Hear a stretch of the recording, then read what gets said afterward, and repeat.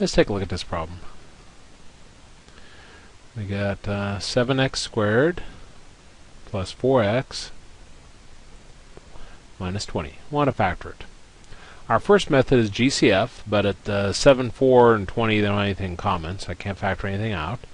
Our next method is grouping, which is 4 more terms. That doesn't fit. These are only 3 terms. Next one is PSD method, which is x squared, x, no x, but there's no number in front of your x squared, so that doesn't fit. And our next one in our list was key number. Key number is where you have an x squared, x, no x, and there's a number in front of your x squared. Now with the key number, we're going to take the number at the beginning times the number at the end, ignoring signs. So I'll take 7 times 20, gives us 140. And I want to build a PSD table based upon 140. In the P column, we'll list all products, give us 140. We got 1 times 140, 2 times 70, 3, no, 4 times something. 3, 12, 25, 0, 2, yeah. 5 times something. See, 2, 28, 6, no, 7 times 20.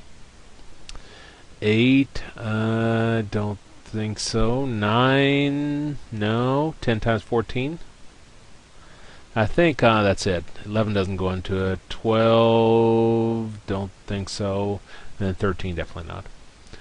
Okay, in our S column, we're going to add these numbers together. 1 plus 140 is 141. 2 plus 70 is 72. 4 plus 35 is 39. 5 plus 28 is 33. 7 plus 20 is 27. 10 plus 14 is 24. Difference column will subtract them. 140 minus 1 is 139. 70 minus 2 is 68. 35 minus 4 is 31. 28 minus 5 is 23. 20 minus 7 is 13. 14 minus 10 is 4. Assuming no basic math errors, that's our table. Now the number we're looking for is a number in a middle term, which is 4, which is right here, which means we're going to use 10 and 14. And what we do is we rewrite our middle term using those two numbers. Our larger number in the P column that we're using, which is 14, is always going to be the same sign as your middle term. Well, middle term is positive, so we're going to have a positive 14x. Now a number of circles in a difference column, D for different signs, means one will be positive, one will be negative. Since we already said the 14 is positive, then the 10 has to be negative. Now I want to use factoring by grouping. So I group the first 2 terms together and last 2 terms. First 2 terms have a 7x in common. And that gives me x plus 2.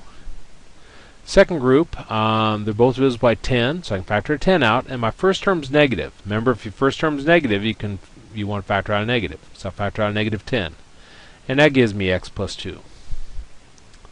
Now our goal was to get this parentheses same as this parentheses, which it is.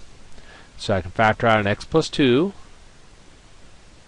And to see what goes in your second set of parentheses, you can cross out these x plus 2's or just cover them up.